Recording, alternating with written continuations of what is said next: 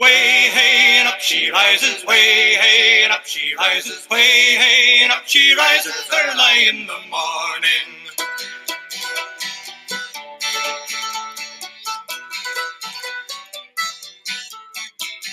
What do you do with a drunken sailor? What do you do with a drunken sailor? What do you do with a drunken sailor early in the morning? Way hey and up she rises, way hey and up she rises, way hey and up she rises. You dummy. Home in the bed with the captain's daughter. Ahoy, everybody! It is 7 o'clock Confederate Standard Time. You know what that means. Or I guess that's like 8 bells in the afternoon watch or something like that, nautical. You know what that No, I means? wasn't in the Navy. It is time for your favorite show on Mondays, SCV Chat. If you saw our prelude for or the not the prelude, but the let me put my rock down. If you saw the promotion of tonight's episode, we're talking about all things nautical, at least with the Confederate Navy. We were going to have our expert guest, Thomas Franklin, who was on last week, but he couldn't be on this week to talk about the CSS Alabama. But instead, we're actually going to expound on it and just talk in general terms about the Confederate Navy tonight. But before we do, we've got two special guys sitting in the back. You know them, you love them. We've got the man, the myth, the legend, the CIC, and the Tennessee Heartbreaker, J-Bo, backstage. Bring him on, if you would, Mr. Moose. We'll take a minute. There we go. There we go. I've been called a lot of things. That's the first time I've ever been called that. You're the Mississippi mascot. Playboy and Mississippi Playboy and Tennessee Heartthrob. Heartbreaker, whatever. What's going on, guys? Oh, nothing much. Heard y'all have. Oh, before we get started, sorry, forgot the disclaimer. Thank you for playing that at the bottom, Mr. Producer. The views and opinions expressed in this program are not necessarily those of the SCV, GC, any division of K camps, or other subsidiaries, strictly those of us who are expressing them. I heard y'all had some announcements y'all wanted to make. Oh yeah. I tell you what, J-Bo, we'll go ahead and lead into this. Okay. First, we'll start with some breaking news. It's kind of already made it out of Tennessee so far. I actually made the front cover of the local paper, and I understand it's making its way around Facebook. And last year the Capitol, the Tennessee Capitol, voted to move the Forest Bus from the Capitol to the Tennessee State Museum. Took a piece Scallywags. It took a piece of legislation to do that. In this session, the Tennessee Division have been working, and we have a piece of legislation out there that we're asking, and if it passes, the Forest Bust would come from the Tennessee State Museum to the Confederate Museum at Elm Springs. To me, it makes the most sense. Elm Springs is the final resting place for Forrest and his wife. We have the vest that he was wearing at the time when he was after he had been shot at Fallen Timbers and his wound was seeping. We have that vest. His coffin is on display in the museum, and what is left of his wife's coffin. All that's on display there. To me, it seems to make the most sense for him to come there. It's just one of those things that I think needs to happen. If they want to, what are they going to end up doing with it? That gets to be, to me, the $1 million question. We know how our Confederate artifacts are viewed. We know how they have a tendency to not be displayed, and if they are displayed, to be displayed in a manner that it's just not fitting. So he can, if this legislation passes, he can get to come there. The bust will get to come there, and all of it would be in one location. My heart and my dream is for the Sons of Confederate Veterans and the Confederate Museum at Elm Springs to be the #1 stopping place for all things Confederate. And we also need to be mindful, and we also need to be promoting Southern culture in general. As you know, we're starting with our timeline starting in 1607, and we're going to cover Confederate, not just Confederate history, but all Southern history and Southern culture. And that is what we are working for. And I think we ought to be a #1 stop for both of those. But we definitely need to be the #1 stop for all things Confederate. And then we need to be at least one of the main stops for anything that's all things Southern and be a stop for Southern culture. So that is out there. Another piece of legislation that has come out, if this happens, it would be absolutely fantastic. There are a lot of things that the Tennessee State Museum does not have on display and might not ever be put on display. So one of the pieces of legislation that we have is for all things that are not on display at the Tennessee State Museum to come to the Confederate Museum at Elm Springs. We're looking at flags, clothing, artifacts, pistols, muskets, rifles, the whole thing. Don't know how that's going to work out, but that legislation is out there also. That we have been working on for a little while. It has come to fruition, and they're now bills. And if these things are never going to be displayed, why burden the taxpayers of Tennessee to hold on to these artifacts? And to, even if they, they're going to have to maintain them, they're going to need to store them if they're never going to be on display. So why don't we just take that burden away from them and have it come to us and allow us the honor of remembering and honoring our Confederate ancestors?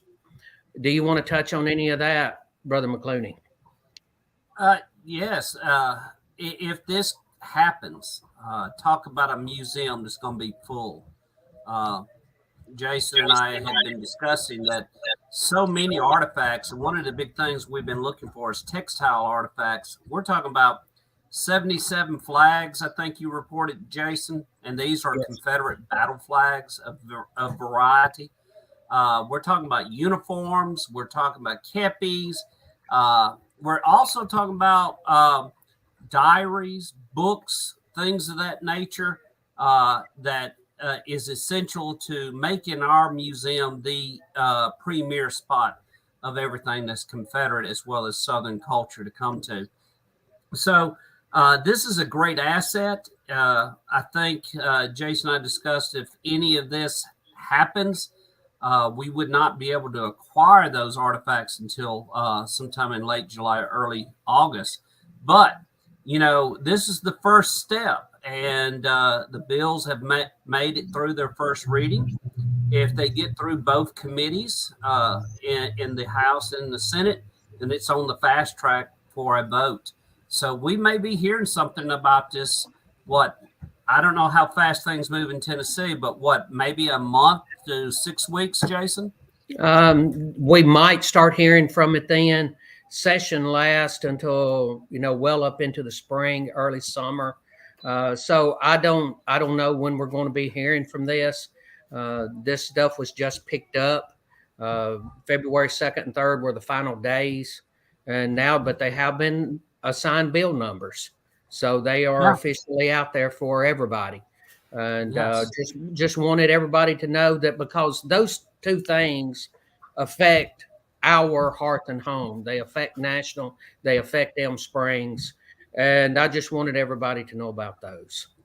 And think about it, guys. This will make our museum one of the premier spots in the state of Tennessee to come and see if you wanted to learn anything about that time period. Yes. If you don't mind, I personally would. Go ahead. I was just going to say, I would personally like if you could send us a copy of that legislation. I know here in Mississippi, we've got a museum down on the coast, Beauvoir, last home of President Jefferson Davis. And I know the State Archives and Histories has a loaning process, but it's almost impossible to get on. So I'd like to, look at that, take a crack at them on the Mississippi level, maybe. And I'm sure every other division, has something similar, at least hopefully, that they could look into as well, or at least get those states to consider loaning it to the National Confederate Museum.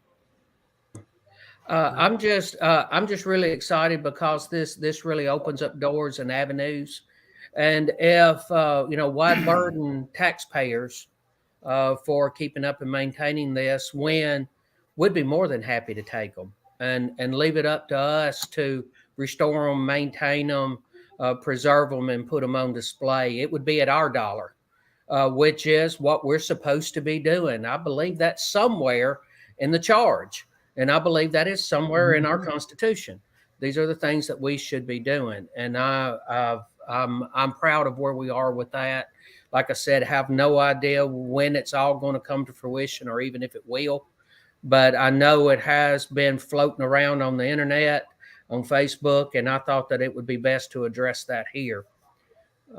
If you want me to, I will move on to a conversation that I had today with the gentleman who is doing our video.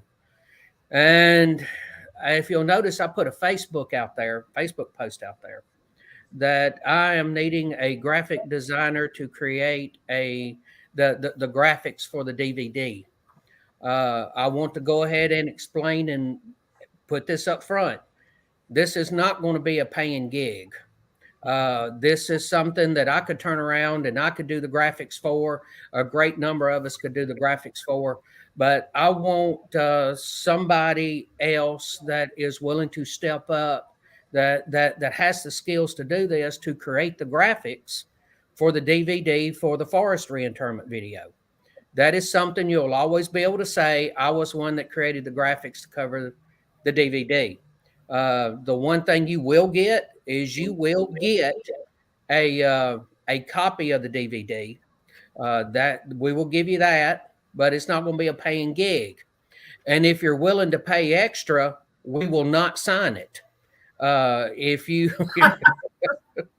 if you just give you the standard price, I figure that you could bring it up to myself or Commander-in-Chief McClooney and past Commander-in-Chief, the legend Paul Gramblin, and the three of us would be happy to sign it as one of these gifts to you. Now, unless you don't want us to sign it, then you're going to have to pay double.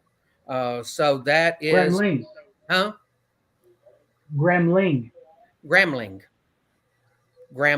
not Grambling, Gramling. Although he does have some bling to him. So I was fixing to say he's got bling. He's got some bling. So it's all right to call him Grambling because he's got some bling.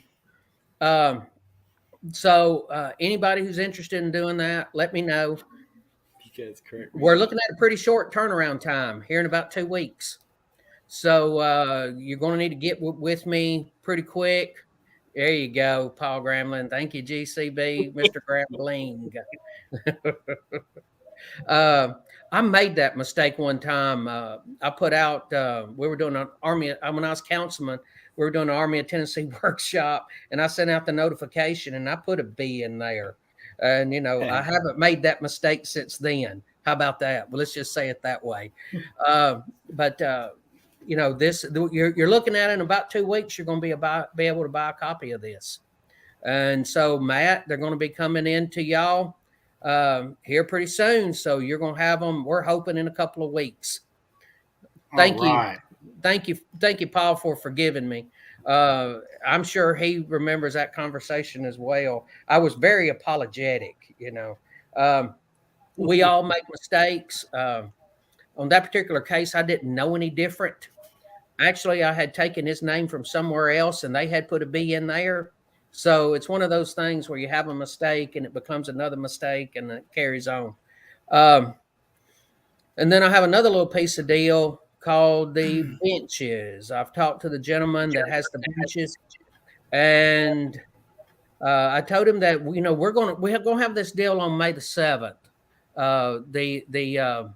Yes, those are the benches. He is telling me that he has a few of those in. and I'm going to be going and visiting with him in the next week or two. We have all of our designs worked out, but I want to know which ones he has, which ones he doesn't have all of them. We have 11 of them on order, and he doesn't have all of them. So I'm going to see which ones he is prepared to work on. Make sure all of our graphics and everything are correct on that. After we've been waiting this long, the last thing I want to do is make a mistake. So we're going to double check our work before we begin on that. But he said he's planning on having some of them there by May the 7th. Now, May the 7th is our homecoming and our pilgrimage. I have sent an updated flyer that does have the correct year on it this time. And you'll notice that I added in there that Mike Dunn will be providing the music. If you were at the forestry interment, Marlon Rood played. He was the gentleman that played also during the during the service. But the gentleman that played before him was Mike Dunn, and Mike has very generously offered to come back and play for this.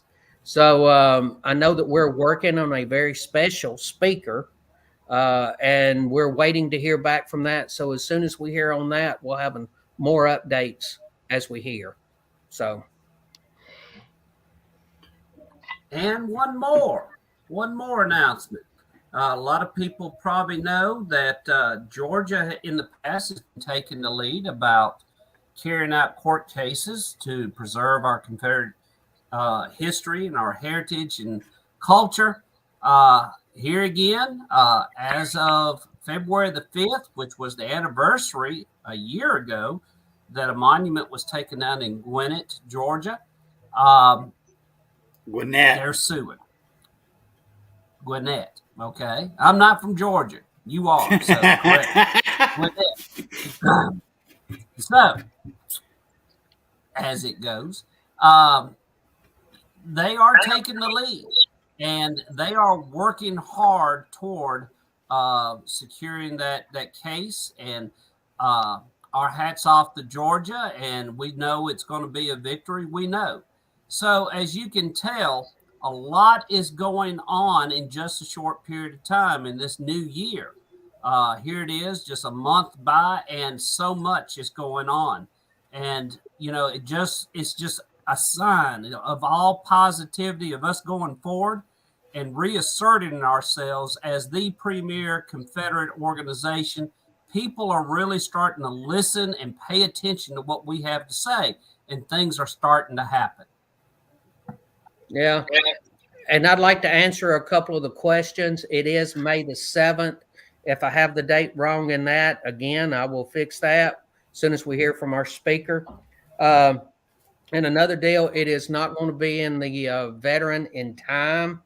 The one they're working on right now is that should be out. Is going to be the March and April edition, so it's not going to make it in enough time to be there for May 7th. So, and I would like to go ahead and mention, because Adam Southern has thrown it up we are going to have a Valentine dessert party. And do you have the announcement for that, Moose?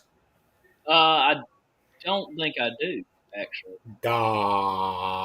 He sent it to you, you goober. Adam, I believe that's February the 12th, is it not? Yeah, the 12th, right? Yeah, that's the 12th. February the 12th. Yeah, Saturday, February 12th. You can go there and you can buy dessert tickets. I think they're $15. I think that's $15 a piece. $15. Yep, and it is a dessert party, so make sure you bring your sweet tooth with you. So. Oh man, hey, that stuff makes you slap your mama in there. Yep. Oh yeah, the last one I went to, $15. Man, it's worth every bit of it. You gain about 20 pounds just by looking at it. Yeah. And you can go ahead and buy tickets ahead of the time at Eventbrite. But if you want to show up day of and purchase tickets at the door, you feel free to. Now, I'm not going to guarantee that we're going to have a whole lot of desserts left for you at that time, but you can definitely show up and be able to enter and enjoy whatever we have left. Adam's wife, Miss Kayla, she's making stuff, and she is an excellent baker. And you can look at my wife's. Excellent. Have you seen Adam? Well, yeah, I've seen Adam. I mean, she is an excellent baker. Yes. And as far as that goes, you can tell my wife is a very good cook. If you don't believe that, ask me to turn sideways, because I'll become an optical illusion when I turn sideways. So, come on out and enjoy it, and enjoy a great dessert party. Boy, that's all right. Awkward silence. Yeah. Everybody loves awkward silence. Because you're going to get a sugar rush for sure. Yeah. Carl Jones, you're right. Yeah. Boiled watermelon is some of the best stuff out there. Yeah. Boiled watermelon. It's Carl Jones. What is with the back feed? Who's got their speakers turned up so loud? I can hear myself. I'm going to quit talking because I can hear myself. Yeah. I got the link for the Valentine dessert party now. I know Adam sent it. I'm going to send it out again in the chat. So if you're wanting to sign up and get tickets, I just posted the link in the chat. Yep. So come on out and enjoy it. To break up the awkward silence we're having right now. Somebody's got some really serious feedback. I like to take time to mention some people that are not doing well. We have 2 people here in the state of Tennessee, and things are not looking good for them. Both of them are in one camp, Murfreesboro camp number 33. Paul Judd and James Forbes. A lot of people know James Forbes as Radar.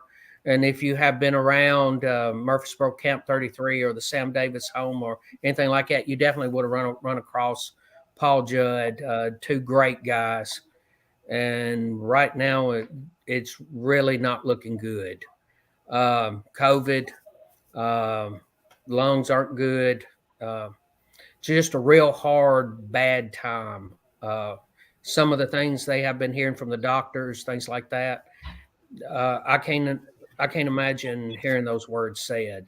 And if we can, let's take a moment to kind of think about them when, because all of us going to have to lay our head down on a pillow at some time. And when you do, mention their names in a prayer, because both of them have been very hardworking.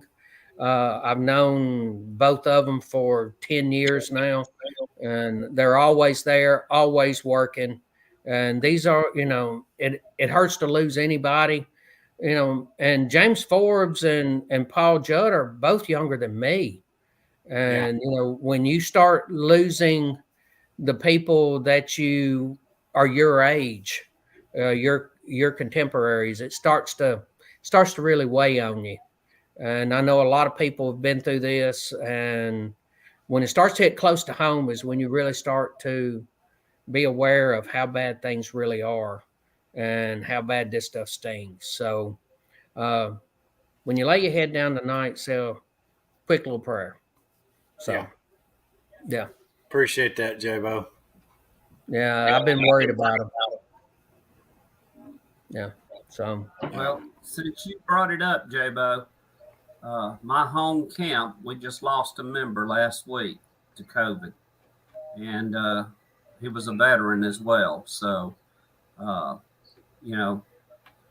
we have about 50 members in our camp, and losing one, since a lot of them are veterans and so forth, it leaves an empty seat there at our camp meetings, and people think about those. So, yeah. Seems like 2021 is just carrying on over into 2022, doesn't it? All of it's left over from 2020. Yeah. Right now we're fixing to go into our 3rd year.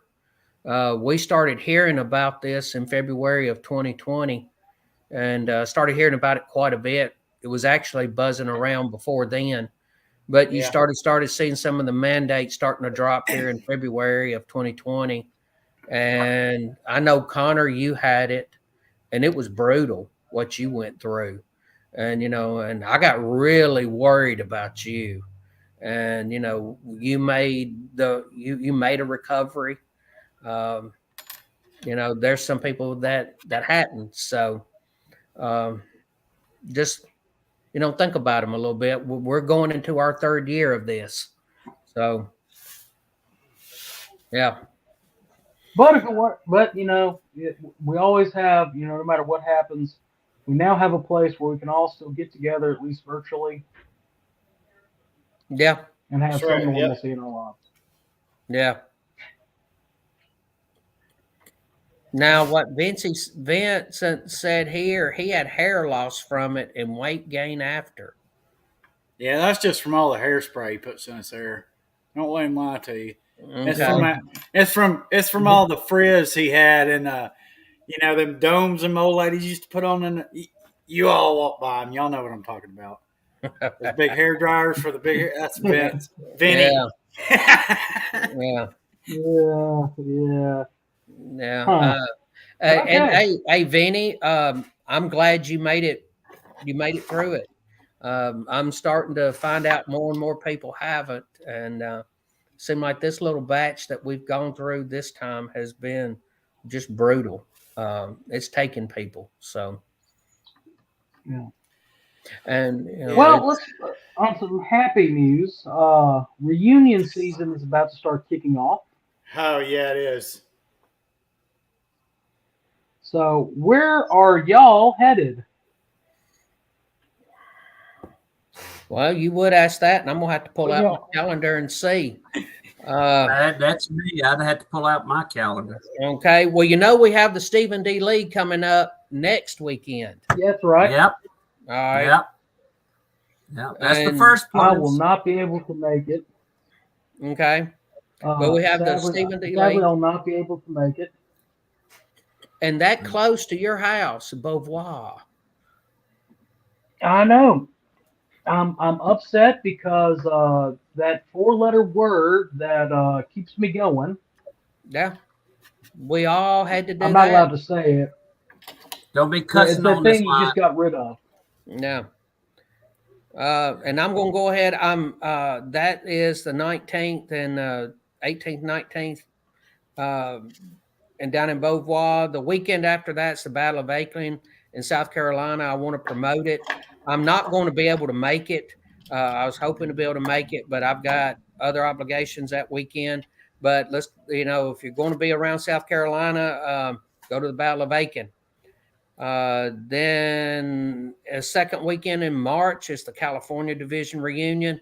I'm not going to be able to make that trip over to California because I already have a speaking engagement that weekend. Then on the 19th, okay, that's a 3-letter word. That's just as bad, but it does help pay the bills. Now, on March 19th, I have been given a great honor. I'm going to be speaking at the grave of Patrick Claiborne on March 19th. Yeah. You're following it last year. I was going to say, last year they had an excellent speaker. You'll probably top him, though. Yeah, I heard it was you, if I remember right. I heard it was you. Yeah. I heard it was you. Yeah.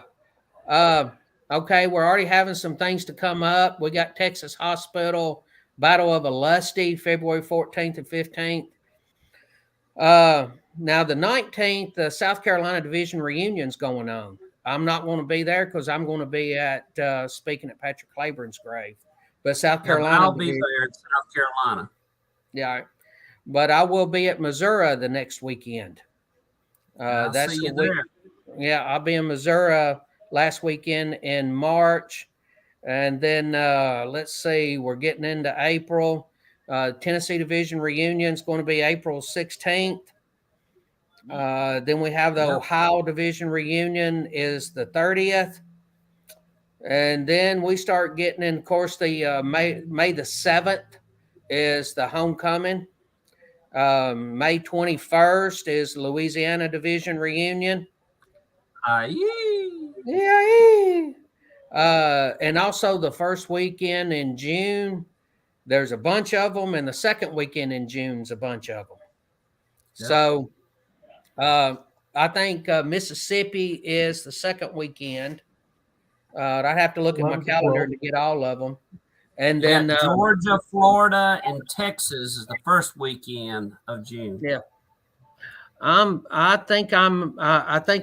haven't decided between Georgia or Texas. But I haven't found out which one of those I'm going to be going to. But I think I'm going to be in Mississippi the next weekend. That would be June the 11th. And then June 18th is the Forest Homecoming, always the third Saturday in June. Forest Homecoming celebration held at the Forest Boyhood Home. I'll be there. If Okay. you never attended that, I encourage people to go to that. That's something to see. Yes. And then, of course, I think sometime up in July, we have something like a national reunion or something like that going on. Have y'all heard anything at all about that? Just looks a like little it's of gonna be a something in big it being one. an election year. Yep. Is it an election? It's going to be a this big year? one. Looks like it's going to be a seller out. Yep. Yeah, It's a it is sellout an crowd. election year, and it's an election year, Yep. and it's an election year. Michael And Hardy, when remember, is North Carolina? Michael Hardy, when is North Carolina? I want to go to North Carolina. All right. Anyway, maybe we'll hear back from him. Go ahead. I was going to say, but just like last year, for all your SCV national reunion news, tune into SCV chat. This time we'll actually try to broadcast more. We did all right considering it was our first time. Well, I like to see a little bit more live broadcast and a little bit more after the business sessions. Thursday and Friday are probably not going to be too bad after the lunches. Of course, y'all know what Saturday's going to be like. So, Connor has told me that he is happy to report on it all by himself. Hey, look, all I'm saying, no boost. hey, we'll just set up a complete live stream and they can watch me the whole day sell merchandise. Hey, Candyman, y'all sell out a lot of stuff this time. Y'all sold out quite a bit in New Orleans. But you ought to sell out quite a bit in Georgia. Yeah. The problem is getting stuff right now. It's taking me. I just ordered stuff yesterday, some more stuff, and he said, "Yeah, maybe March, maybe April." That's about all I can say. I was like, "Oh, that's good. I like that. That's a roundabout month round off." Just get a bunch of cases of bourbon and slap an SCV sticker on it. That'll sell. I'm pretty sure that's called bootlegging, and that's illegal. I thought that was legal. And I don't think that chaplain. I don't think that the chaplain in chief, the Reverend Dr. Herman White, would approve of that. The views and opinions expressed on this broadcast are not necessarily the views and opinions of the SCV. Yeah, they know. One thing I kind of want to talk to Tim Pilgrim at some point and see if there will be a booth spot kind of near headquarters. There may be a booth with kind of a I don't know, me sitting there in the I'd camera. like to see a booth with you. It's a kissing booth, huh? No. Okay. No. Well, y'all definitely know how to clear out people listening and watching and all this stuff. Yeah. I was going to say I was seeing. Well, yeah. Well, it's funny that we mentioned all this silliness. I mean, it's about 7:35. We haven't had our Pop-Tart yet. So I think it's time that we take our Pop-Tart break and let y'all listen to a video We're going to replay. J-Bo mentioned at the top of the show the documentary that's coming out. Yeah. By himself, I give this a break. No. Anyway, take that down. We're going to replay that video for real this time, not fake y'all out like we did last week. So Moose, if you can get that keyed up, but remember that all of our videos are brought to you by our sponsors, the great folks at Victory Flags and More, and Make Dixie Great Again and the Confederate Legion. Go to MakeDixieGreatAgain.com. See what the Kennedy twins are Kennedy twins are up to. They've got an attack ad out that the normal, rotation of attack stuff to reclaim the narrative. Make sure that you and your camp are doing your part to make sure that the SCV makes Dixie great again. Moose, hit the video.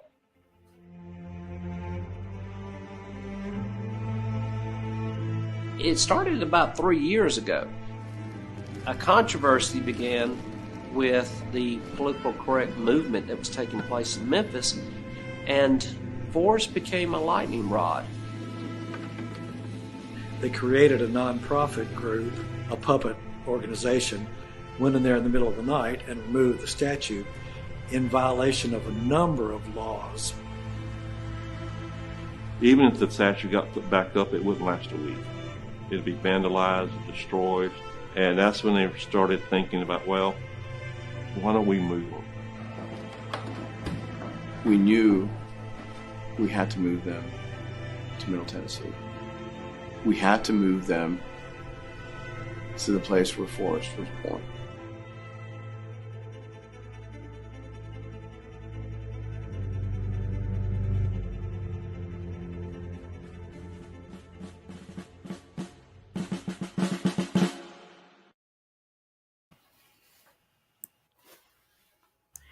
Now, how did you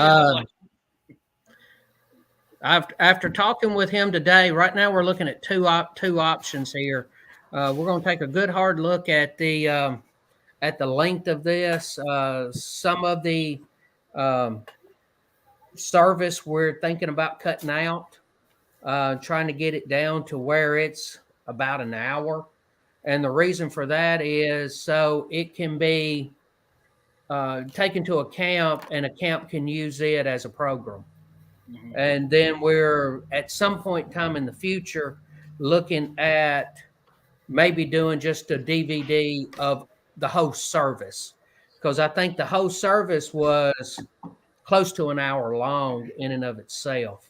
When we were first looking at this, we were at $1.25, and looks like we're going to cut it back to somewhere along an hour. So this first bit that's going to come out, you're going to get all the stuff from the Forest Boyhood home, the disinterment, and then everything we did getting ready for the reinterment, some of the service and some of the stuff after, where we're looking at with just the one video of nothing but the service. It would start with the coffins coming out, and that would probably be another hour, because there's going to be some people that want to hear everything that Dr. Herman White, Reverend Dr. Herman White said. And I don't know that we're going to cut much at all of anything out of his. We're talking about maybe cutting a little bit out of the walk from the home to the graves, but we're going to be taking another look at that in the next couple of days. But we have about, we'll have it pretty well worked out. A long video would not be bad. You can get 2 camp programs with it. Yeah, and that was one of the things that we've talked about. But there's some people that have come up and asked for the entire service. They would like a copy of the entire service. So we'll be getting more on that within the next few days. And well, actually, yeah, because today's Monday. We're probably going to have it ready by the end of the week. And then the rest of the time is going to be getting it ready, get it to the guys going to do the DVDs. So maybe in a couple of weeks, they'll be available to be sold. So I also want to get back to some of the things we were talking about coming up. The first Saturday in March is a GEC meeting. You can come to a GEC meeting. The GEC meetings are open to any SCV member in good standing. The only part you will not be able to attend is if we go into executive session. But if you just wanted to come in and listen to everything we're talking about, you can come to a GEC meeting. Then, of course, the second weekend's California. Third weekend is South Carolina. That is also the Army of Tennessee Workshop Day. Then the last weekend is Missouri. First weekend in April is Arkansas. The third weekend is Tennessee. That's the 15th and 16th. The 23rd, I'm going to be speaking at the Confederate Memorial Day at the Capitol in Montgomery. So, and I know there's events going on other locations. So, Arizona is the second. Jason, let me interject something. Here real quick. Like April, I believe it's the 23rd. Correct me if I'm wrong, Connor. Mississippi Division Confederate Memorial Day at Beauvoir at the Tomb of the Unknown Confederate Soldier. Just giving an invitation for everybody to come to that. They've asked me to be the speaker there for that. Yeah. All right. And first weekend in May is the Pilgrimage and Homecoming. We're doing just exactly like we did last year. Grounds are open at 9. We'll be open to 4. We'll start the service around 11. And then there might be some more. There's going to be some more announcements about that coming up soon. On May 14th, that is Arizona. They're having their division reunion. And Connor Bond has asked me to come and speak at his camp on that day. Is that correct, Connor Bond? Correct. All right. Third weekend, which would be May 21st, is Louisiana. First weekend in June, Texas, Florida, and Georgia. Second weekend, Mississippi, Alabama, and Kentucky. Then we have the Forest Boyhood Home. And then the week of the 18th is the National Reunion in July. I think that's the same week as my sister's birthday. I think she said something about that up there. Yes. So we'll have another birthday party. And at some point, Larry's getting buried during that. The Beauregard funeral reenactment. Yeah. Yeah, that is actually after the when we're going to be in Beauvoir for the Stephen D. Lee, and on that Sunday is that's on Saturday. On Sunday at the Army of Tennessee Tomb in Metairie, they're going to be doing a Beauregard remembrance and a service there, and I'll be there. And I think Larry's going to be there. He said he was going to portray General Beauregard, and I asked him, "Will they put you in a coffin, or how are you going to portray him at a funeral? His funeral?" I've come back to life, and he's not dead. He feels much better. Yes, not quite dead yet. Dead. Not quite. Well, you will be in a minute. I will. You will be in a minute. Still fine. He's a liar. Now, John McLeese is correct. It is the first weekend in March. It's a National Confederate Flag Day, first weekend in March. We're going to be at a GEC meeting, but any camp, division, brigade that wants to get out there and do a Confederate Flag Day, National Confederate Flag Day, please do. Okay, so we have gone into Monty Python. Okay. Me.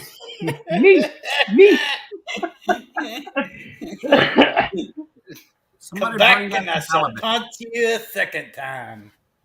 All right, I'm going. Anyway, those are your events that are coming up, or things. Remember, we do have a show dedicated to your pictures from events. If you haven't, we see a lot of people are typing in stuff. Let's look around the Confederation. That is 7 o'clock Confederate Standard Time. Same SCV channel, same SCV chat place, but it's on Thursdays. Yes, and I do notice a lot of people will put events in the comments. If you're putting an event in a comment, please email us about that event. Give us a short description of the event. Tell us when it is, time, anything you can tell us about it, so we can talk about it on Thursday. We love talking about reenactments and all events and all camp projects and division projects. So please, that's right. And don't forget to submit your nominations for Douche Canoe of the Week. Gotta work on a different title for that. Anyway, no, that's what it's called. Views and opinions, folks. All right, so we're at 45 minutes into it. Let's talk about some boats. Yeah, let's do that. Of course, the CIC is wearing his Confederate Marine Corps kepi. You can see that with the CIC lean in a little bit. In case you didn't know, we did have the Confederacy did have a Navy, pretty good Marine Corps. Marines, of course, and it's a word I'm trying to say that I can't say right now. Amphibious assault troops, right? So we're going to talk about tonight just a brief overview of the ships that carried through the Confederacy from 1861 to 1865. Really, the Confederate Navy and Marine Corps is unsung for a vast majority of historical studies. And we're going to give a brief overview, and then over the next coming episodes during our lineup, try to dive in more in depth on some of these ships and boats. But really, there was the Blue Water Navy and there was the Brown Water Navy. We've got some example of both. Blue Water Navy being the ocean-going vessels, which you can classify into men of war ships or commerce raiders or things of that nature. And then the Brown Water Navy is more of your ironclad type ships. My adopted grandfather in Vicksburg had a museum where he had the largest collection of model ships. And one of the things that he always quoted was, and it was a quote from the war, if it floats, put a cannon on it.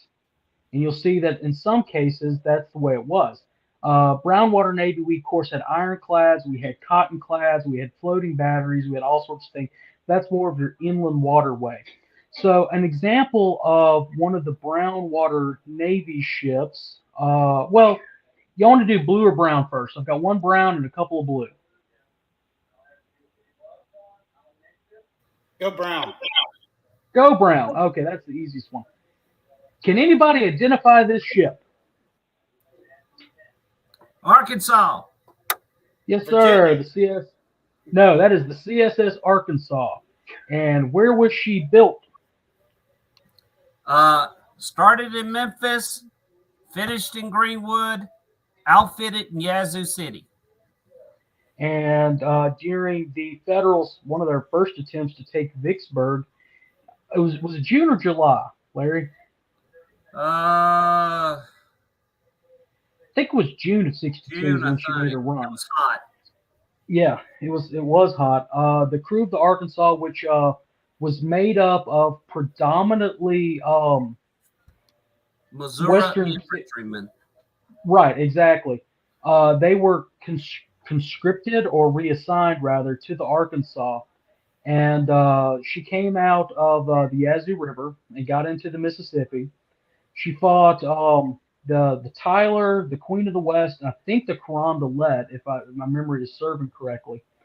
And I think the Queen of the West or the Carondelet, one of them, were sister ships to the USS Cairo, which is the largest monument to the Confederate Patent Department out there anywhere, because the torpedo that sunk it was patented by the Confederate government. That's a little joke. Anyway, she sailed downstream, down the Mississippi, and the Federals were bombarding the city of Vicksburg from the river. When they got down there, she ran the gauntlet of the Federal flotilla that was, stationed off of Vicksburg. They didn't have steam up, and that one ship wreaked havoc on that fleet and sent the entire Federal fleet back down to New Orleans. She later she went into dock at Vicksburg. Her commander, Isaac Brown, was hit in the head with a piece of shrapnel and was taken off the ship to recover. And when we tried to recapture Baton Rouge, she was sent to Baton Rouge. She had some boiler problems, scuttled, and now sits on the bank of the Mississippi River, what's left of her. That's just one example of our brown water ships. There were the CSS Albemarle. I think I'm pronouncing that incorrectly. She was another one. Several of them that were there. She was technically an ironclad. If you look at her, you can see the iron on her sides, the sloped iron. I believe that was railroad ties that she was made out of. Somebody correct me if I'm wrong. Yes. Railroad ties were gathered by Captain Brown here in Greenwood, Mississippi, and was used for its armor on the sides. Now, the lathe that was used for the construction of the Arkansas is still here in Greenwood and is still functioning, still being used, and it's still almost on the dot perfection in its use, down to the precise measurement almost. All right. So that was our one example of our brown water fleet. And we had designs for several larger ships in the Arkansas. The CSS Mississippi, I believe the CSS Tennessee, were on the Mississippi River when Memphis fell. They were being originally constructed up there. And if you look at the blueprint designs of what they were supposed to be, they dwarfed. They dwarfed the Arkansas in comparison. Just we couldn't complete them. To go into blue water a little bit, Commander, you wrote about this in your first book, the Yazoo Pass Expedition. I consider this a Confederate ship, even though she had a very short career. Talk about this one. Well, this is the Star of the West, and it received the first shot of the war from when it was trying to resupply Fort Sumter on January the 9th, 1861. It will, once it goes back, well, it was originally built and paid for by Cornelius Vanderbilt. It was considered like the Titanic of its time. It was a very luxurious ship. It was an ocean-going paddle wheeler. And after the Fort Sumter incident on January 9th, then it was sent to Galveston, Texas, to pick up federal troops there to bring them back after Texas had left the Union. The interesting thing about it is that Van Dorn, who was a colonel at the time, had decided he wanted to try and capture that ship. And it was sitting out in the harbor of Galveston, Texas, and the Confederates there had built earthworks along the beaches, and they placed cannon out there. And then Colonel Van Dorn got into a rowboat of some sort and was sent out to the Star of the West. There were a couple other ships out there as well, but the Star of the West was the big one. And he went aboard the Star of the West, ordered the captain to surrender the boat. And the captain pretty much said, to who? You and your escort of 2 or 3 men? And he says, yes, sir. He says, look through your telescope out there at the beach, and you'll see all those cannons pointed at you, and they'll have this ship sunk before you can get underway, get steam boilers going. Well, the captain looked and saw the guns out there on the beaches, and then he surrendered. He struck the colors from the ship, and then Van Dorn pretty much said, take a look through the telescope again, and all the cannons were Quaker guns. They were logs painted like cannons. And then the ship was put into the Confederate service, and it was renamed the CSS St. Philip, and then went from there to New Orleans. And where's it now? It is sunk here in my hometown of Greenwood, Mississippi, right in the Tallahatchie River, right across from Fort Pemberton. It was used to block the Tallahatchie River to keep the Yazoo Pass expedition from passing on its way to Vicksburg in one of Grant's attempts to take Vicksburg. So it's still there. Beauvoir has the bell of the Star of the West there, but the ship is still there. In fact, about 5-6 years ago, you could actually see part of it sticking up out of the water. And I have a piece of the Star of the West right here, one of the bolts that was taken off the ship that held one of the plankings together and so forth like that. It's still there. You could actually walk on it if the water's low enough. All right. So that was blue water that went to brown water that went into the brown water. All right, let me ask a question. That davit that we have at Elm Springs, did that come off that ship? I thought it come off the Star of the West. I think so. That's what I've been told. Yes. Yeah, I think so. Yeah. I think so. Well, how did we get that? There was some boys down in Florida, David King and that group. They contacted us and said this was at a museum. They weren't displaying it anymore and wanted to know if we wanted it there. And they brought it up, I guess, about a year ago, maybe even 2 years ago. They brought it up a long time ago. And finally that's them putting it out. I think they put it out on the last Saturday in January. So yeah, they did it at officer's call. Yeah. I'm pretty sure it came off the Star of the West from the information that I read that they were putting out there. Yes, so, that's what I understood. That's a big thing. You got a piece of history right there where the first shot of the war was fired on it. I will tell you a little bit of myth, possible historically correct. When the Star of the West, it was taken to New Orleans, and when New Orleans was about to fall, they moved the Star of the West from New Orleans to Yazoo City. Now, interesting thing, there's a big myth, and it could be true, we don't know, that the Confederate treasury there in New Orleans, they had a big mint there. A lot of that was supposedly put on the Star of the West and then went up the Mississippi River from New Orleans. They think it was unloaded in Vicksburg, Mississippi, so it could get on the railroad and be sent to Richmond. And then the Star of the West went up to Yazoo City. Have you ever heard of that myth?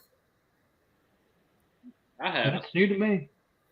Yeah. I don't know if it's true or not. I'm still researching that, but there's a lot of myths and stories about that, where the Confederate treasury in New Orleans was put on there. Now, it is believed that some of the engine parts on the Star of the West would be used on the Arkansas. Yeah, I did hear that because the boilers came off of a bigger ship and were not suited for the small engine on the Arkansas. Yep. And yeah, that's one problem that you had, and that we didn't have that much coal, and they were using pine knots to keep the boiler going. And if you burn a pine knot, they burn hot, but they also pop, and it just 2 and 2 didn't add up. Yeah. But going back to ironclads, who can identify this ship? Is that the Tennessee, or is that the Virginia? That is the CSS Virginia, the world's first ironclad, iron-sided ship. Um, I would hate to think that somebody would think that the USS Constitution was because of its nickname, Old Ironsides, but it got that from the oak. No, the Confederacy was the real innovators of the war. In that documentary that Yankee Ken Burns made, he said that when the Virginia opened her gun ports there at Hampton Roads and fired on the Yankee fleet, that naval warfare changed forever, and we caused that change because every other navy in the world at that point became obsolete. Um, but the Virginia, of course, it was renamed the Virginia after the captured pieces of the Merrimack. That's one of my biggest pet peeves, is if somebody refers to it as the Merrimack. It's not. It was a totally different ship. Same pieces, totally different ship. Um, anyway, she went and sailed into the Yankee blockade fleet, sunk several ships, and was about getting ready to finish off some more when she got into that duel with the Monitor, and of course it became a draw. She came back into the James River because that's where she was technically from, was the James River Squadron, and then she was scuttled. But her crew eventually were moved into the Richmond. Correct me if I'm wrong, Commander, but moved into Richmond and worked the defenses around there and the James River area, and then became part of Admiral Sims's Naval and Marine Brigade in April of '65. Which we'll talk more about Admiral Sims just here in a little bit. Connor, yes, there's a question in the chat from Linda Gramling. Is that true? I haven't heard that. She said, yes. I was thinking the anchor was at the museum was from the Star of the West and given to the museum by Louisiana. Yeah, that's right. We have the anchor in the museum. It's one of the anchors. Okay. Star Wars. Yeah. Now we need to highlight that. I mean, that's big time history, because if you go to the Citadel, the cadets there, they recreate the firing on the Star of the West every year. And the top cadet that wins the highest award is called, I believe it's the Star of the West Award. In the medal, they put a sliver of the wood that came off the Star of the West inside the medal. Oh, wow. It's encased in it. That's cool. Now, I didn't know that the anchor came off the Star of the West that we had. I knew we had an anchor, but I didn't realize that. Hey, thumbs up on that one. Thank you, Miss Gramling. We have a bunch of Confederate naval history at the museum, and we can go ahead and talk about that a little bit while we're on the museum. Let me pull up the picture. How about all those ironclad models we have now? Yeah, we got to bring up this. Oh, wow. Yeah, I forgot about that one. J-Bo, what is that? It's a cannon. That is. I had my deal muted. That is a replica of one of the guns that come off the CSS Alabama. When you're down in Mobile, you have that Naval Museum that's out there. They have the original piece out there. There were two models that were made off that, and this is one of the two models. This was donated to us by the Raphael Sims Camp number 11 out of Mobile. So that is a replica of the gun, and there were only two replicas made, and the original is in the museum. Yeah, it's not this gun, is it? That's one of the ones that was recovered off the Alabama. It looks like it. Might be, yeah. It's a replica. Of them. Yeah. And then, of course, we cannot fail to mention.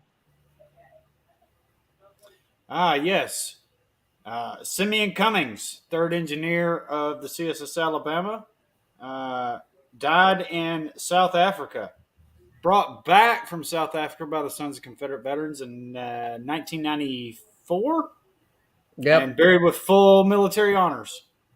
Yep. If I understand the story of that right, he went inland to do some hunting while they were foraging, and somehow or another, he shot himself. And they buried him there and found out about him 92, 93. They come across him, and he's reinterred there. Yeah. Which, that is a great segue to the CSS Alabama. Probably the most famous commerce raider. I would dare say she if you really read about her, very interesting. How many cruises she took, rather. But she borderline between a commerce raider and a actual ship of war. A commerce raider was a ship sent out kind of like a privateer during the Revolution, for lack of a better term. But they were to raid commerce. The CSS Shenandoah, the last Confederate or Confederate piece of Confederate government to fly a Confederate flag, was a commerce raider. She was out in the Pacific hitting the whaling fleet. The Alabama had the same orders to attack, ships that were laden with goods, to make things hard on the Federals at home. But this picture is actually a painting of her off of Galveston, Texas. We mentioned them earlier. Of course, that's a big port, where she was, engaged with. I can't remember the name of that Federal ship. We'll cover it in our episode on the Alabama. But she was engaged with that, and she actually sinks that Federal ship. Really, really needs if this episode piques your interest, read on them. Very interesting, especially Raphael Sims. Admiral Sims pictured here, and of course the more famous picture on the Alabama there. He commanded the ship. She got into a duel with the Kearsarge in, I believe it was 63 or 64, and after they went into port in Cherbourg, France, and I believe, if memory serves correct, that Admiral Sims actually sent out a challenge to the Kearsarge about, hey, meet me off in international water, let's duke it out. And sadly, the Alabama sank. And I can't remember where I read it, but Admiral Sims actually took a sword and threw it into the ocean so that it wouldn't be captured if he was captured by the Federals. Yeah, that battle would have turned a lot differently if they had good powder at the time. I think they were having some powder issues, gotten wet or something other.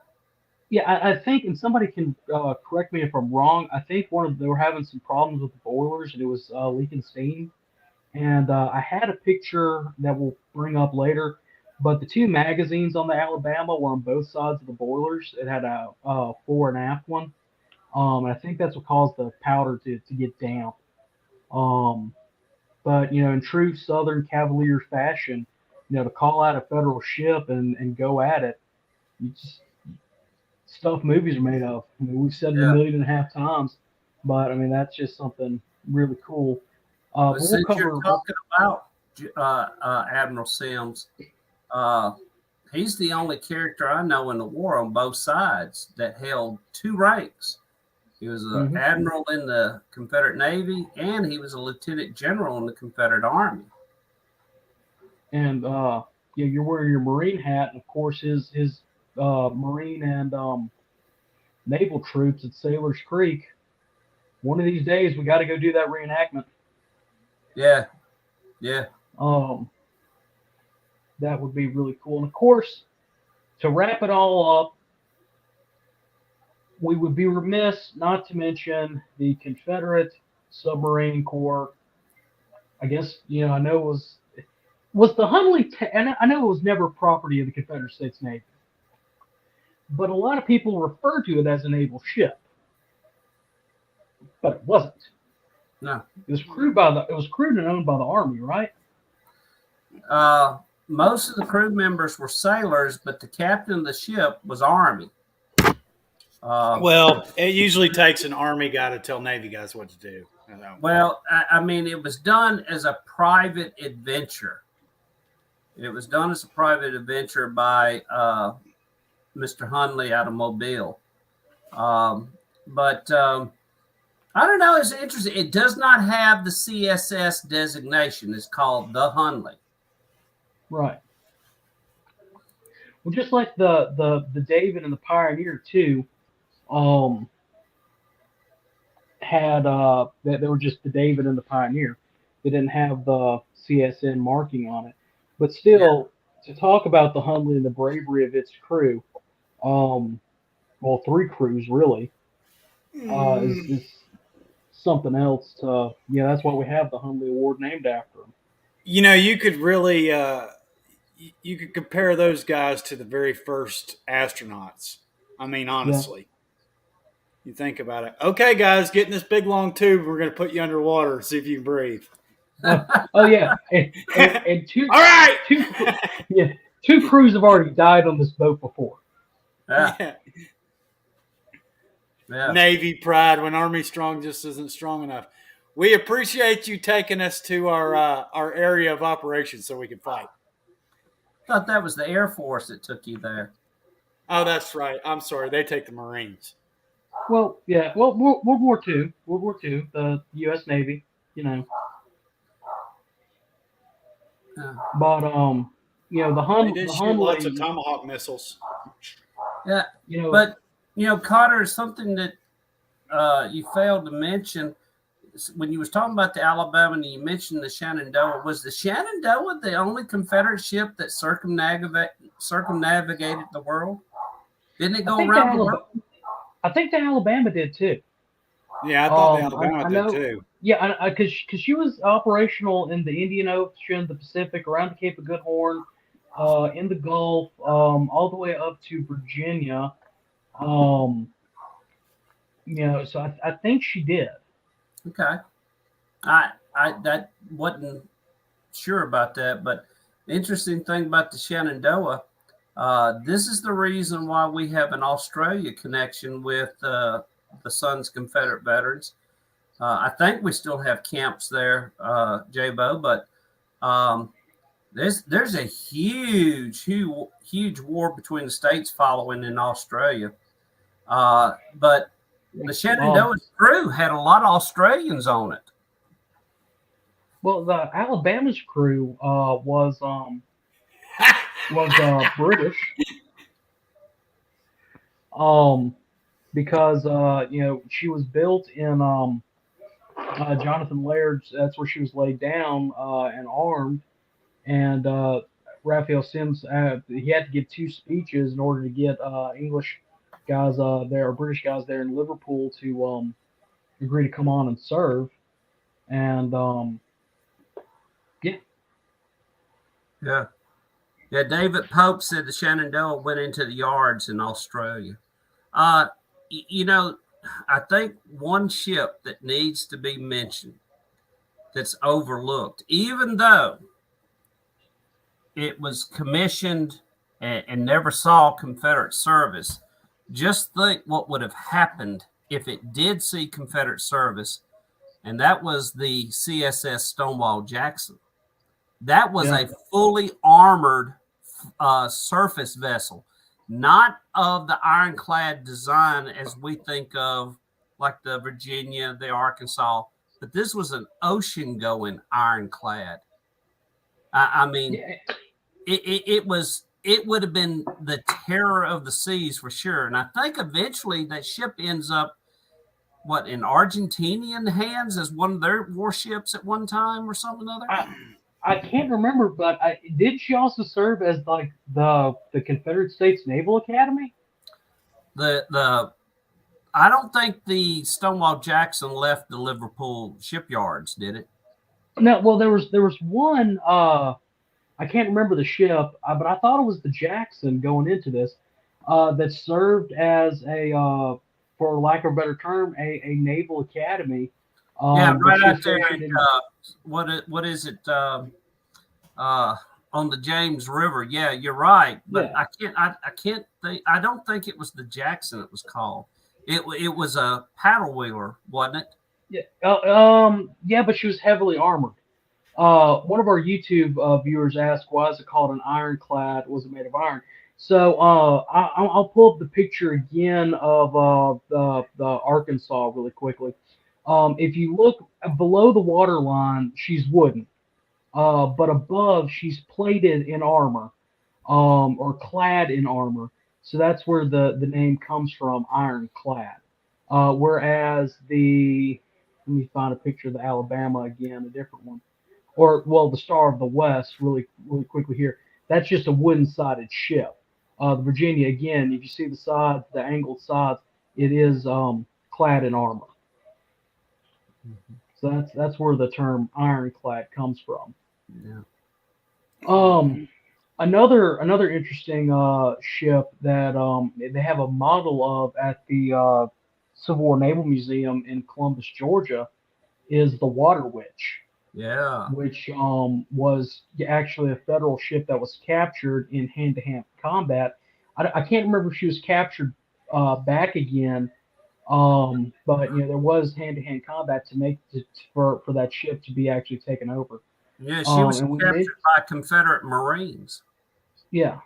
Um, and then another one, or talk about the Arkansas. There's a book that came out years ago, and if you can get a copy of it, I encourage everybody to get it. It's called He Saw the Elephant, and it's about Savez Reed, who is on the Arkansas, and it goes into just the stuff that he did, and the SCV gave him the Confederate Medal of Honor.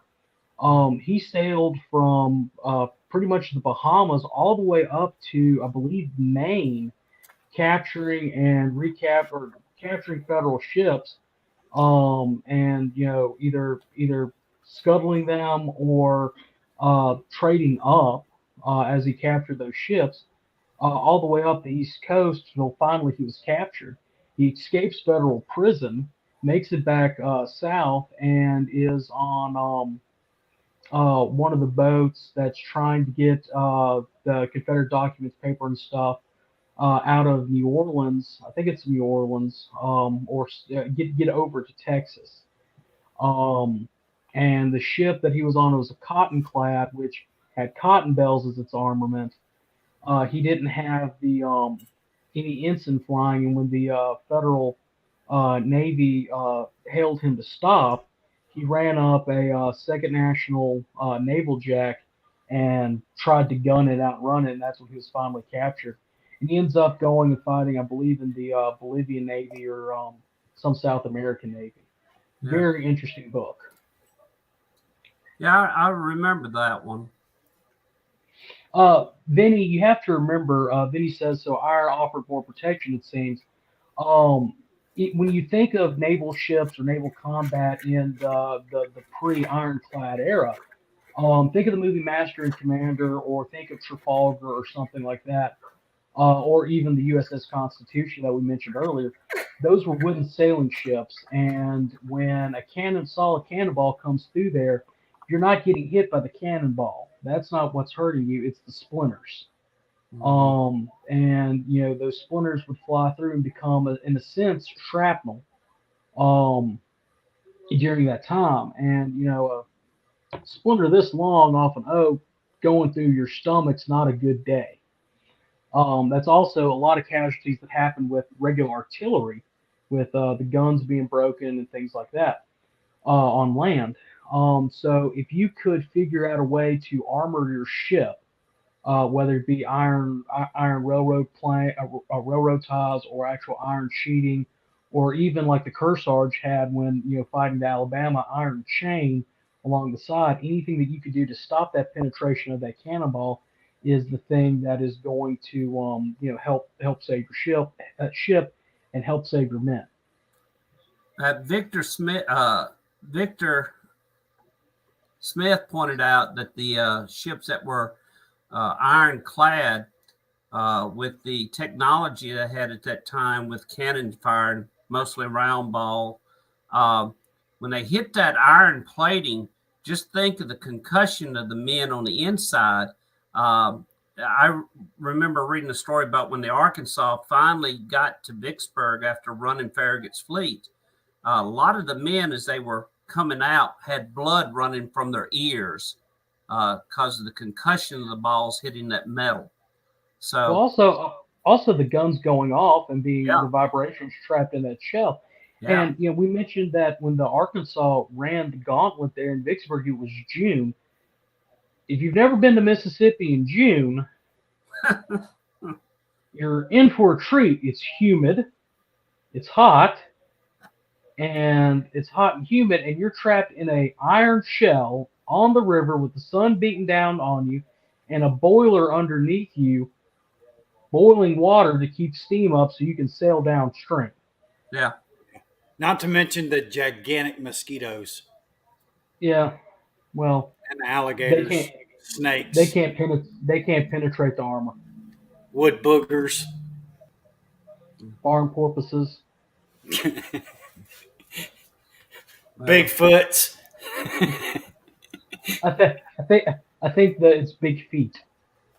Oh, big feet. That's The plural is big feet. If there's a bunch of them. Well, What there's you thinking about, J-Bo? There's a lot out there that needs to be written about the Confederate Navy, because let's think about it, guys. 1861, we had no Navy. We was going up against the federal government, who had an established Navy, and then all of a sudden, boom, we had a Navy. You had ships and resources being committed to that, and look at what we were able to accomplish. Just think what we could have done if we just had the time to put all those resources into effect. Look at the ships that we built, and then look at the ships we commissioned from England. But look at the ships we built. I mean, look at the Tennessee. I mean, great story about that. The only reason why the Tennessee surrendered is because it was surrounded. Right. Speaking of that, we have models of the CSS Tennessee for sale in the SCV gift shop. Just go to scv.org and you can order yours today. Sorry, man. I had to get my plug in. No, plug it, man. Plug it. Yeah. But you go ahead, Commander. Well, if anybody's interested, if they're interested in reading about the Confederate Marine Corps, which was part of the Confederate Navy, the only book out there is called The Confederate States Marine Corps, written by Ralph W. Donnelly. It has a subtitle called The Rebel Leathernecks. This went out of print sometime back in the late 80s, around 89. This book is the Bible on the Confederate States Marine Corps, and it's just so interesting about it. So there's a branch of the Confederate Navy that everybody needs to research on, because some people don't even realize we had a Marine Corps. So correct me if I'm wrong, Commander, but the Confederate Marine Corps was also Department of the Navy, just like the U.S. Marine Corps. Yep. There you go. There you go, Carl. After that shots fired back, buddy. Yep. Yeah, it was part of the Navy Department. But interesting thing, unless the officer was superior, naval officers had to take orders from Marine officers when operations are on land.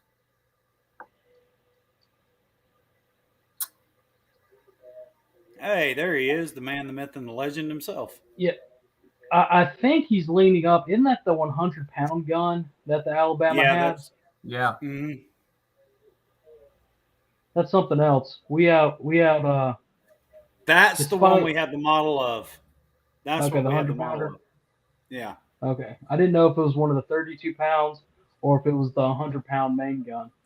I believe it's the 100-pound main gun, right, J-Bo?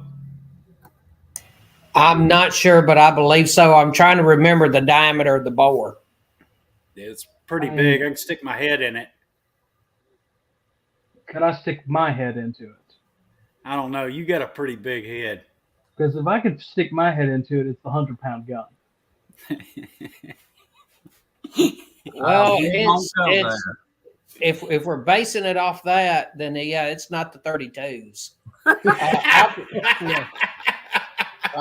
I've worked a 30-pound artillery piece field gun, and now the bore on the one we have up there is considerably larger than that. I was thinking that did they just have 32 pounders in that 100 pounder? Didn't they have different? She had 4 32-pound guns, 2 on the bow, 2 on the or 2 forward, 2 aft, and then the I think that's the 100 that he's up against because it was up near the mainmast. To give some people, this is a 32-pound that's at Fort Blakely, I think, or it's one of the guns recovered from Fort Blakely. And that's a 32-pounder right there. Okay. And of course, the poundage comes from the weight of the shot that it went out. Yeah. So, but that's also going to deal with the diameter. You take something like a swamp fox or something like that. Those dudes were as big as a bathtub. So, or wash tub, I should say. I'll measure the bore and see what the bore on that is. I'm kind of curious now. And since you're bringing it up, since it's 100 pounders, were those Columbiads or were they equivalent to Dahlgrens? I think. Well, hold on a second. Be right back. I was thinking they were Columbiads. I was thinking they were Columbiads. Yeah, I'm trying to think the difference between that and the Dahlgrens. But off the top of my head, I don't remember. And did the Confederacy make Dahlgrens, or were they all like almost parrot-style rifled guns? Yeah, very good question. Yeah. But now you've got me real curious. I'm gonna measure the bore on that gun up there. It's supposed to be a direct replica, so. Yeah. Right now, it looks like John McLeese is telling everybody, if they're interested, new and used copies of Rebel Leathernecks by Donnelly can be found on Amazon right now.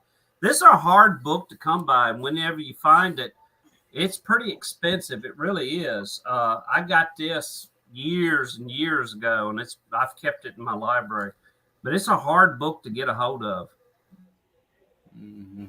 Okay, so can y'all still hear me? Yeah. All right, so I'm pulling up a site really quickly. That's the Naval History and Heritage Command, and it has a good picture of some of the artifacts that have been pulled from the wreck. And where did it go? Texas A&M. Well, dang nabbit. Trying to read these ordnance. CSS Alabama was outfitted with a cannon, a Blakely 7-inch 100-pound rifled cannon, a 68-pound smoothbore, and 6 32-pound broadside cannons. 4 of the 32 pounders were produced by Fawcett Preston and Company in England, and the other 2 were of British Royal Naval style. The 32 pounders were positioned on one side of the ship, while the 168 pounders were both on pivot carriages. 3 of the Alabama's A cannon were retrieved during excavation. The Blakely 100 pounder, along with its pivot carriage and portion of brass tracks, a 32 pounder of British Royal Navy style, one of the Fawcett Preston and Company's 32 pounders, and the archaeologists have also found cannonballs, gun carriage wheels, and rifle parts. Wow. So she was very well very well armed. Yeah, she was armed. Yeah. We've been at this for an hour and 30 minutes. Yeah. Sounds like the CSS Alabama was a warship. I mean, that was from what I'm hearing on that. I know you were giving it as a commerce raider and all this other stuff, but man, this thing was a ship of war. It had all that. Yeah, I mean, but that was like mainly a lot of what she did. we're gonna have to come back and we're gonna have to come back one episode and do the Alabama some real justice. Yeah, we are. Take some time and research her. We'll try to do that. Not the March episode, maybe the May episode, our history lineup. This being a history week, next week's a culture week. March History Week is going to be the Texas Revolution of 1836. So I figured that'd be kind of fun to remember the Alamo. Yeah. Oh, and Matt, while I've got you on here, that Thursday, instead of doing a normal episode of Look Around, can we do Fun with Flags? Yeah, sure, man. I love Fun with Flags. Third annual Fun with Flags, the first Thursday in March. It's been a while since we've done that, but yeah, let's do it. We always do it around Confederate Flag Day, so. So, by the way, I want to respond to Carl Jones. He said, being Department of the Navy ain't a bad thing. We're the men's department. Yes, but you are the men's department at the YMCA. The M in YMCA means men. Yeah, well, you know. Uh-huh. They also have a great song in the Navy by the same guys that sing about the YMCA. Okay, fellas, we've been at this as an hour and a half. It's getting dry. So Moose must be behind the scenes. But he is right. Thank you all for watching, and please do remember to share this episode along with every other episode. Catch our replay Wednesday, and remember on Thursday we have Look Around the Confederation. Y'all got a guest? What? Unmute your mic. Not bad. Yes, we have the legendary past Commander-in-Chief, Chuck McMichael, coming on to talk about the Stephen D. Lee Institute. And, of course, we'll be covering all the news that y'all send us. That's why I was doing that. I talk with my hands. And hey, can you ask Chuck Mack if he's bringing Hank, if he's bringing Hank on? I can ask. He has a lot of good topics he wants to talk about. And, of course, please remember to send any of your short write-ups, pictures, and any other news around the Confederation to scvyouthOutreach@gmail.com to be featured on the upcoming episode of Look Around the Confederation. That's right. And if you're looking for Confederate merch, go to scv.org and order from the online store. Do it. Do it right now. Do it. Order stuff. We got all the ships that you want. Listen, we talked about Navy ships tonight, so I'm going to plug this one more time. All right. We have these ships. I'm going to tell you, we got the Virginia, the Jackson, the Tennessee, and there's one more I'm forgetting. Come on, baby. Load up for me. All right. We got the Virginia, the Jackson, the Tennessee, and the Noose. Noose. I can't say that word. It's a weird word. But, yeah, we got those 4 ships in stock. You can buy them. They're anywhere from $12 to $18. Okay. So, hold on. That's better. Anyway, remember to tune in for Look Around the Confederation and our rerun episode. We'll be back next Monday, hopefully with a special guest. Moose is supposed to be working on that. Until then, in the words of the late and great Harold Philpott, no Fumar in the elevator. No Fumar in the elevator.